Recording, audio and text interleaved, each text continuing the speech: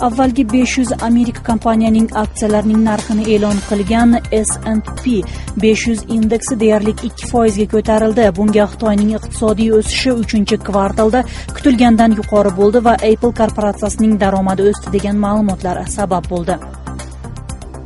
Total kompaniyasining rahbari Kristofer de Marjerining aviahalokatga yo'liqishiga Vnukovo aeroportidagi xodimlarning nochor ishlashi bilan bog'liq deyishmoqda fransuzlar.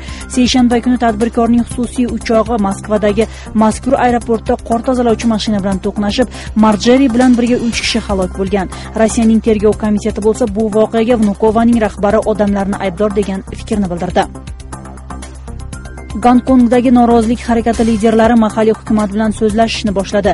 Asosiy maqsadi bir oyga yaqinlab qolgan namoyishni to'xtatib, saylov bo'yicha masalalarni murosaga keltirish. Talabalar Gonkongda to'g'ri saylov talab qilsa, Pekin bu taklif amalga oshmasligini aytib kelmoqda.